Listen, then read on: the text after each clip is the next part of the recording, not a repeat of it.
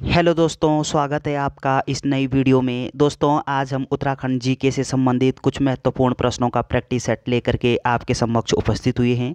तो बिना देरी किए इन इम्पोर्टेंट सवालों को शुरू करते हैं। इससे पहले यदि आप चैनल में नए हो तो चैनल को सब्सक्राइब करना ना भूलें। चलिए,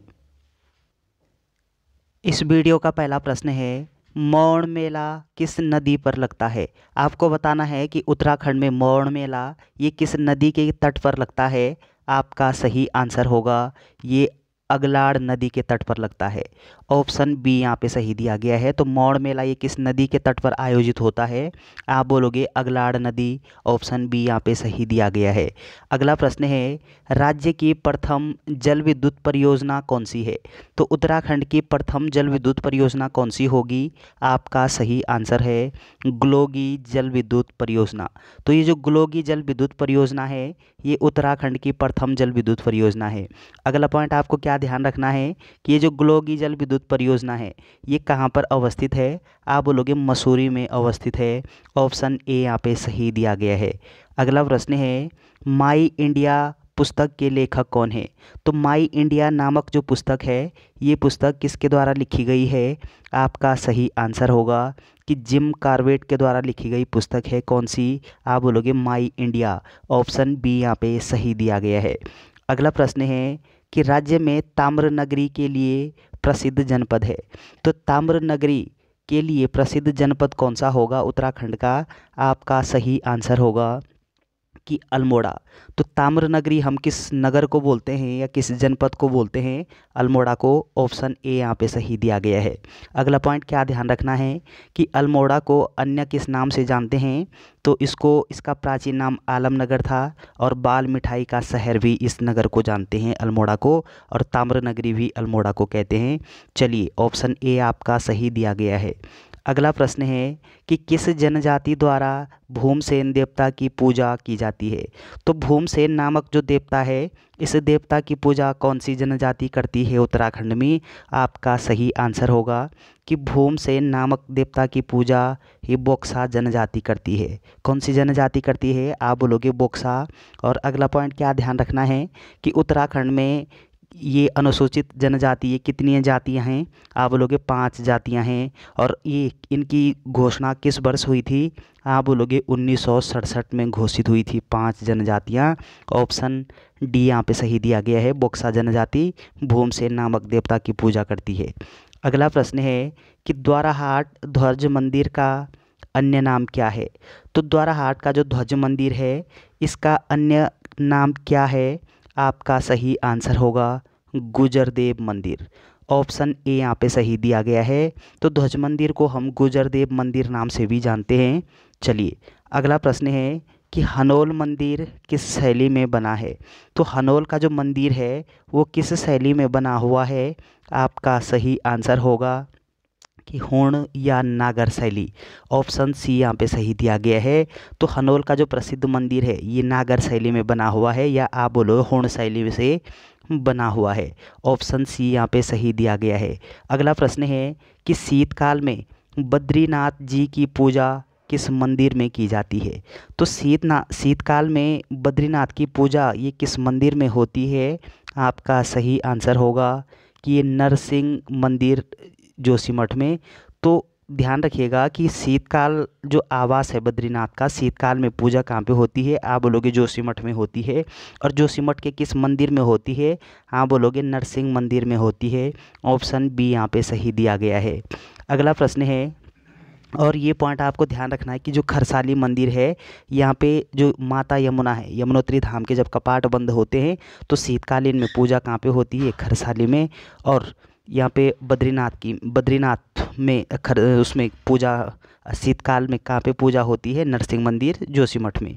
अगला प्रश्न है, अंगाली मठ किस जनपद में स्थित है। तो अंगाली मठ पूछा गया है आपसे ये किस जनपद में अवस्थित होगा। आपका सही आंसर है अंगाली मठ ये टिहरी गढ़वाल में अवस्थित है। ऑप्शन ए यहाँ पे सही दिया गया है। अगला प्रश्न है, उत्तराखंड हिल स्टेशन काउंसिलिंग की स्थापना कब हुई। तो Uttarakhand hill station counselling council की स्थापना ये कब होती है, किस वर्ष हुई थी? आपका सही आंसर होगा 1967 में। तो 1967 में क्या होता है कि उत्तराखंड हिल स्टेट काउंसिल की स्थापना होती है। ऑप्शन सी यहाँ पे सही दिया गया है। अगला प्रश्न है कि झालीमाली देवी पूजा प्रसिद्ध पांडुलिपि की खोज किसने की थी? तो पांडुलिपि की जो खोज है वो किस व्यक्ति के द्वारा किया गया है? झालीमाली देवी पूजा पद्धति। आपका सही आंसर होगा कि यशवंत सिंह कटौच। तो यशवंत सिंह कटौच के द्वारा किया गया है। ऑप्शन ए यहाँ पे सही दिया गया है। अगला प्रश्न है कि कीर्ति ग्लेशियर किस जनपद में स्थित है? तो कीर्ति ग्लेशियर पूछा गया है आपसे, ये किस जनपद में अवस्थित होगा? आपका सही आंसर है कि कीर्ति ग्लेशियर ये उत्तरकाशी जनपद में अवस्थित है।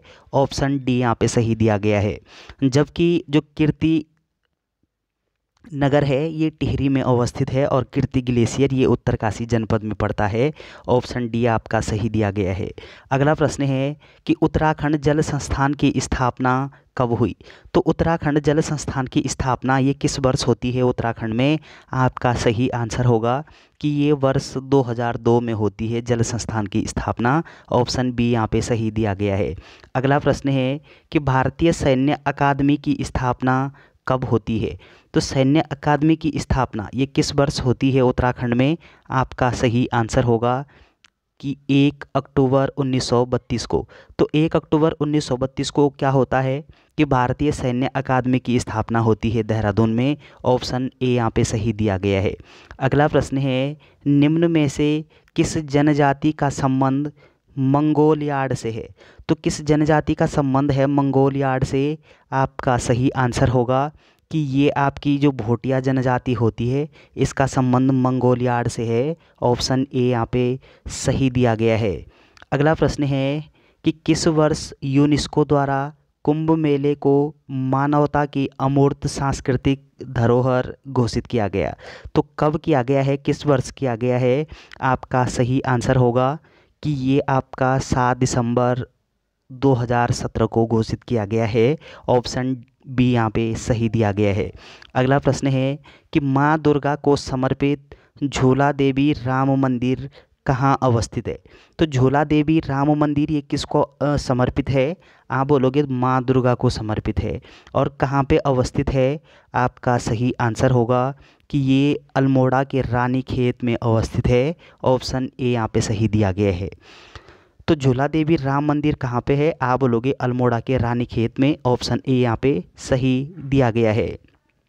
अगला प्रश्न है कि अर्जुनेश्वर मंदिर किस जनपद में स्थित है? तो अर्जुनेश्वर मंदिर पूछा गया है आपसे, कहाँ पर अवस्थित होगा? आपका सही आंसर है पिथौरागढ़ में। तो अर्जुनेश्वर नामक जो मंदिर है ये पिथौरागढ़ में अवस्थित है। ऑप्शन सी यहाँ पे सही दिया गया है। अगला प्रश्न है कि 1908 में कुल्ली एजेंसी की स्थापना किसने की थी? तो कुल्ली एजेंसी की स्थापना 1908 में किसके द्वारा किया गया था? आपका सही आंसर होगा कि कुल्ली एजेंसी की स्थापना ये जोध सिंह नेगी जी के द्वारा किया गया था। ऑप्शन बी यहाँ पे सही दिया गया है। अगला पॉइंट आपको क्या ध्यान रखना है कि कुल्ली बेगार जो आंदोलन है उत्तराखंड में ये कब हुआ? आप बोलोगे कि 13-14 जनवरी 1921 को कुल्ली बेगार आंदोलन होता है उत्तराखंड में।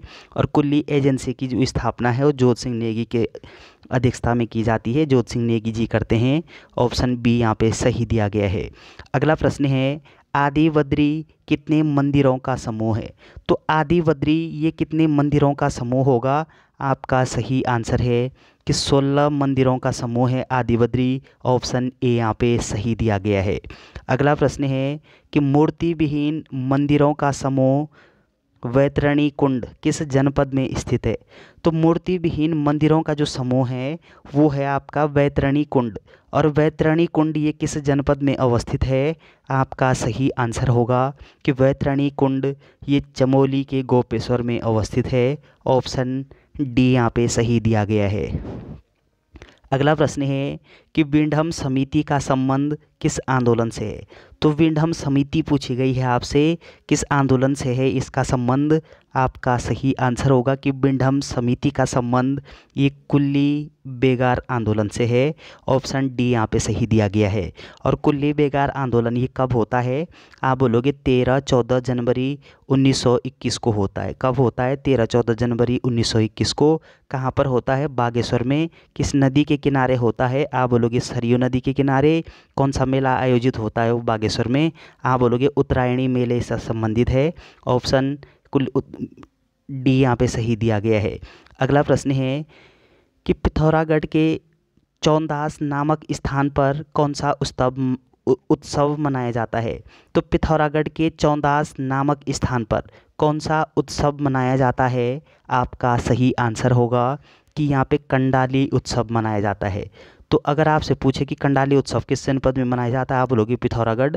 और पिथौरागढ़ के किस स्थान पर मनाया जाता है? तब आप बोलोगे कि चौंदास नामक स्थान पर मनाया जाता है। ऑप्शन ए यहाँ पे सही दिया गया है। और ये नंदा देवी जो उत्सव है ये चमोली में मनाया जाता है। चलिए अगला पॉइंट है, ये जो खतडुआ उत्सव है, ये खतडुआ उत्सव ये पशुओं से संबंधित एक उत्सव है। ऑप्शन ए यहाँ पे सही दिया गया है आपका। अगला प्रश्न है कि निम्न दिए गए मंदिरों में से समुद्र तल से सर्वोच्च ऊंचाई पर स्थित मंदिर कौन सा है? तो सर्वोच्च ऊंचाई पर स्थित मंदिर पूछा गया है आपसे, कौन सा होगा? आपका सही आंसर होगा कि सर्वोच्च ऊंचाई पर जो मंदिर है उत्तराखंड का 4 धामों में से, वो आपका केदारनाथ मंदिर होगा। ऑप्शन ए यहाँ पे सही दिया गया है। अगला प्रश्न है कि selected land revenue decision of Kumaon पुस्तक के लेखक कौन हैं? तो ये पुस्तक किसके द्वारा लिखी गई है? आपका सही आंसर होगा कि यह जो पुस्तक है ये आपका तारादत्त गैरोला के द्वारा लिखी गई है। ऑप्शन बी यहाँ पे सही दिया गया है। तो चलिए अगला प्रश्न है कि निम्न में से किस गीत में प्रायः राम एवं कृष्ण संबंधी प्रसंग गाए जाते हैं? तो किस गीत में राम और कृष्ण संबंधी प्रसंग गाए जाते हैं? आपका सही आंसर होगा कि ये जो प्रसंग हैं ये आपका ठुल खेल जो नामक गीत है, तो इसमें राम और कृष्ण संबंधी प्रसंग गाए जाते हैं। ऑप्शन बी यहाँ पे सही दिया गया है, ठुल खेल। अगला प्रश्न है कि पुरुषों द्वारा खंबे पर चढ़कर किया जाने वाला नृत्य है। तो उत्तराखंड का प्रसिद्ध नृत्य है कि पुरुष इसमें क्या करते हैं कि खंबे के ऊपर चढ़ते हैं। तो कौन सा नृत्य होगा? आपका सही आंसर है लंगवीर नृत्य।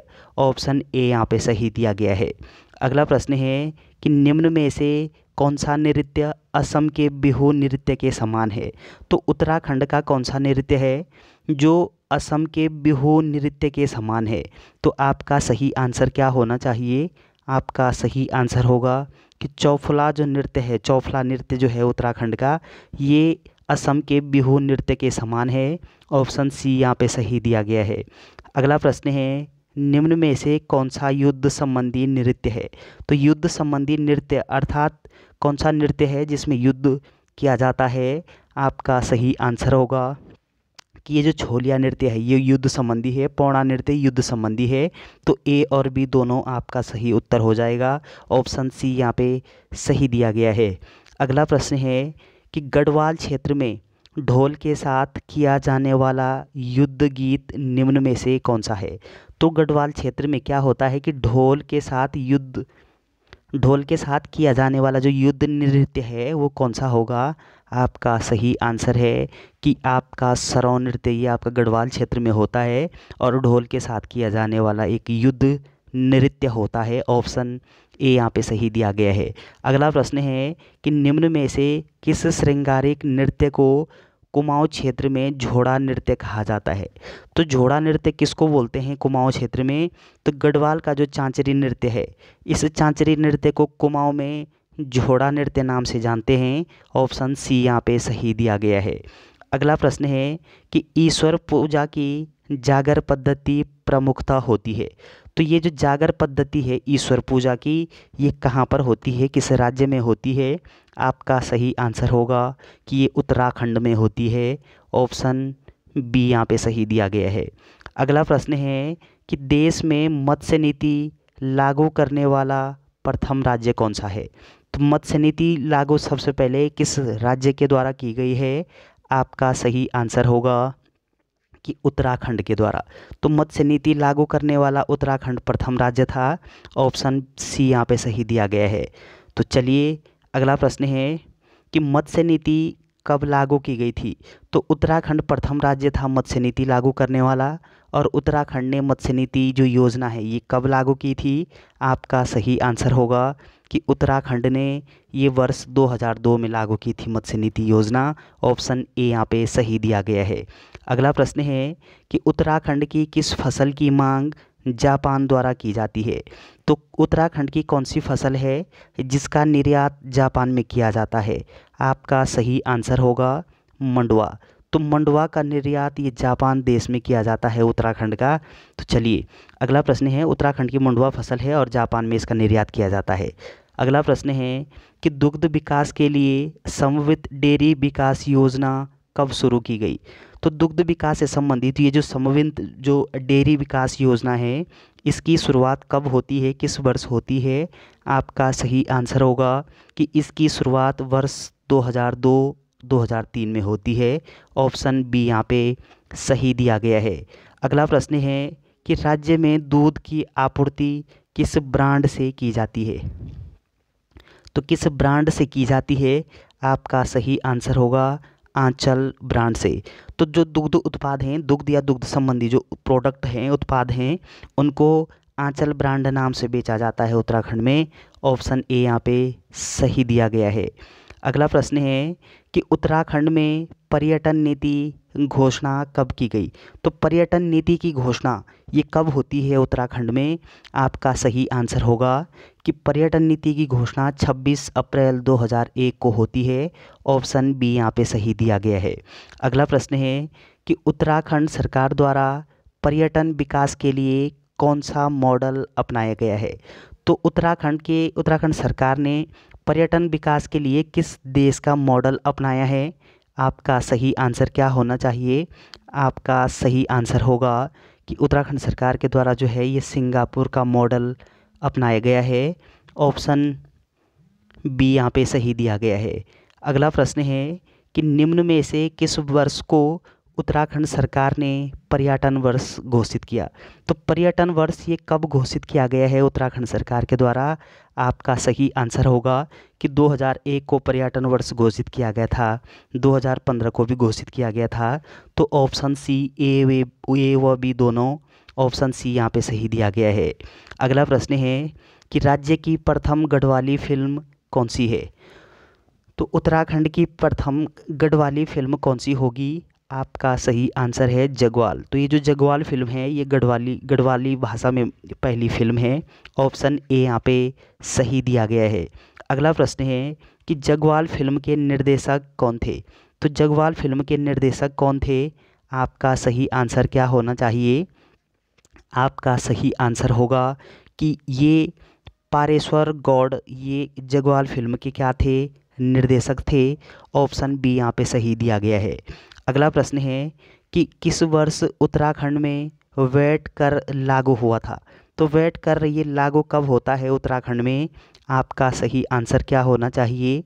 आपका सही आंसर होगा कि वैट कर ये 2005 में लागू होता है, यानी एग्जैक्ट डेट यहाँ पे नहीं दी गई है। तो चलिए सिडकुल द्वारा कितने औद्योगिक आस्थानों का विकास किया गया है? तो कितने आस्थानों का विकास किया गया है सिडकुल के द्वारा? आपका सही आंसर होगा 7 का। ऑप्शन बी यहाँ पे सही दिया गया है। अगला प्रश्न है कि क्षेत्रफल में सबसे बड़ा औद्योगिक संस्थान कौन सा है? तो क्षेत्रफल में कौन सा होगा सबसे बड़ा औद्योगिक संस्थान? आपका सही आंसर होगा कि ये पंतनगर होगा। ऑप्शन ए यहाँ पे सही दिया गया है। तो चलिए दोस्तों ये कुछ इंपॉर्टेंट प्रश्न थे उत्तराखंड जीके के। तो चलिए वीडियो अगर आपको अच्छी लगती है तो चैनल को सब्सक्राइब करना ना भूलें। Thanks for watching.